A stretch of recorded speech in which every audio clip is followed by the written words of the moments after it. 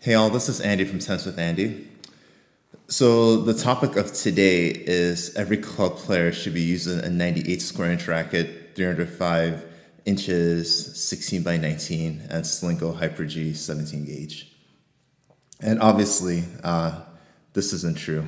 This is basically a huge hyperbole, but it's just reflective of some of the comments that I've gotten from some videos basically saying that 95 square inch and below are dead for club players and they should really be using 98 or 100. So you guys know I'm really into my music, so I'll do some parallels with music, and it's like pretty much a lot of pop songs in the last, 50 years, they've been written with these same chords, like the 6, the 4, the 1, and then the 5, and in different variations, whether they are strumming, right? But are you going to tell a musician that every single song should be in that same chord progression? And even within that chord progression, there's what's called a motif, where the same chords, but they could be played differently. You can also augment them, add different notes. So think about it like in terms of your racket. Like if you have your 98 square inch, 305 gram standard racket, you can add customization, add lead tape, change the grip, make it your own. Or you could do something totally different, like break the norm, do a different chord pattern. So like go with instead of your standard 98 square inch 305 gram racket, like go with a 95, go with 100. I mean, I think a couple of days ago I played against a guy, he's 80 years old, and he was using 115 square inch racket, I think it's called like a weed whacker or something like that. He's stringing it with RPM Blast, one of the stiffest strings, or at least for me it feels quite stiff. He was stringing it low, and it worked perfectly for him. And I think there's a huge issue with people trying to generalize and say that one size fits all, right? So whenever you think about rackets or strings, you really have to look at an individual and take it on the individual basis. Okay, so let's start with my goals and like what my rackets are and what I look for when I play tennis. So number one, I'm there to have fun. Like I'm a dad of 3 and I have a pretty demanding job. So tennis time, it's not like I could go play like multiple hours per day. Like tennis time is, if I'm not having fun, then why am I doing it, right? Number 2, I love to be competitive. So no matter who I'm playing, no matter what league, like I'm there to win. I'm not going there to just hit some balls. Like I want to win. And number 3, I love to bash the ball. Like I love to hit the ball hard, and that gives me that, that feeling like when you're at the gym, like pumping your heavy weights, or you're doing calisthenics, trying to get that muscle up or pull up or whatever that may be. Like that's how I feel when I see like a real meatball of a shot. Like I really want to go after it. I'm not getting paid to play tennis. Even if I were, it still should be fun. So with that being said, here are the rackets that I've used, and I think I've shown them in different videos, but I'll show them again today. So I have my ProSef 85. When I'm using this, I'm thinking slash and dash. I want to serve big, come to net, maybe chip and charge, and hit the volley. And to me, like whatever volley I get with this, it's a routine volley, because this is just a great volley racket. 90, I'm a bit more versatile with this when I play with this racket, so I'm trying to I'm trying to come in, but really trying to come in off of a big forehand. I could hit some two-handers with this, but it's not as comfortable as a larger racket. And with this, I have a little bit more variety on my serve, so I like to hit my slice, my kick, the flat one with a 90. So really versatile racket. Then my 95. So the V-Core 95, I really like it. Not all 95 square inch rackets are created equal. This one is one that's, I say it's a platform racket, so it's really good for customization. Stock is probably not necessarily my cup of tea.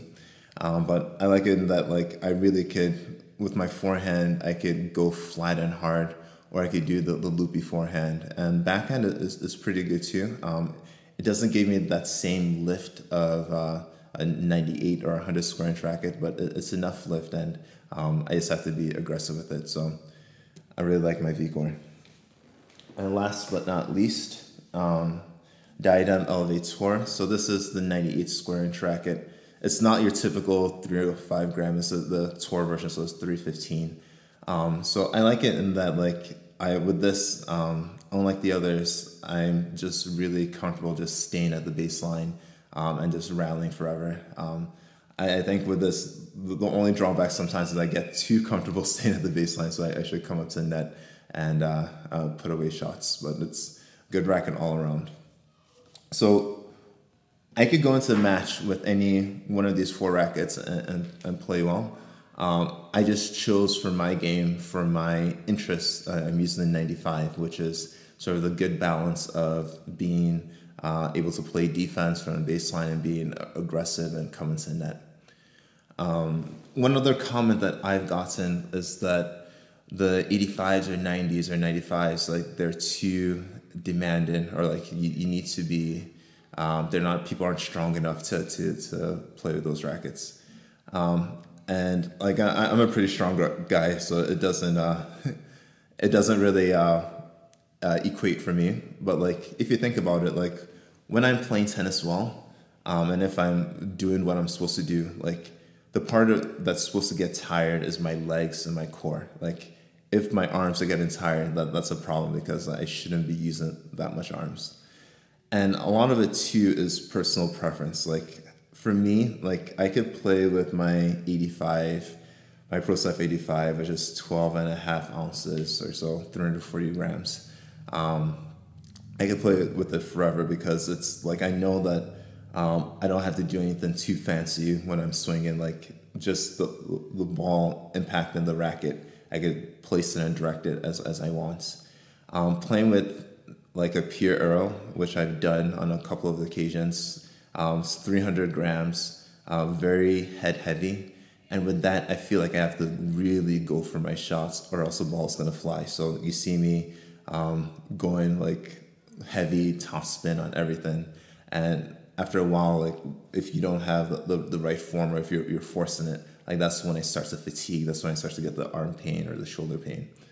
So it's all personal preference, and it's one where, again, you can't be prescriptive and make broad assumptions saying that because you're a club player, because you're this or you're that, like, you can't use a certain racket. And not everyone is trying to be like the pros. Like we all are trying to do our individual goals, have fun, maybe win, whatever that may be. So yeah, same thing goes for strings. I think next week or so I'm going to talk about my strings and how the strings that I'm selecting for my to move forward with. But if you have any questions, leave it down below. Any comments, let me know too. I hope this has been helpful. And the one thing I was going to add too is I also got, I think somebody said, don't even bother with a lead tape, right? And to me, that was a little presumptuous, but let's address it here. So I think lead tape or customization in general is good in that, like, it helps you tailor the racket to your exact specs, right? Or what you think is best for you. Racket manufacturers do a great job. I think the engineering that goes into making a racket is simply amazing. I've watched some videos from Head, from Yonex, and the quality control is just superb overall. I know that there are discrepancies sometimes in swing rate and weight, but the manufacturing that goes into it is just amazing. But that being said, like, they're building a racket that will fit the majority of consumers, and oftentimes you I would say you underspec it because there's no way to take weight off really. Like you can only add weight. So they may underspec it, and with the hope that if me, for example, if I were to use like a 305 gram 98 skirmish racket, that was like 3 points headlight, right? I know that that's too headlight for me, so I'll add weight into the handles to make it more of my spec, right? So definitely, if you know what your desired spec is, then I say feel free to customize. If you don't, then like listen to like your hidden partner, like how they say your shots are. Obviously, like it's your opinion that matters the most. Go to a coach, let them look at your strokes, see if there's anything that's would benefit from either with customization or with changing strings. And then if you don't know exactly what you're doing, there are plenty of great shops out there that would help you match your racket or customize it. And let me know if you'd like me to do a video on that too. I'd be more than happy. So this is my rant, I guess, but it's been on my chest, but I thought I'd get it out. And I definitely love the feedback and all the interest in my specs and strings and rackets, etc. So take care, play smart, and see results. This is Andy from Sense with Andy.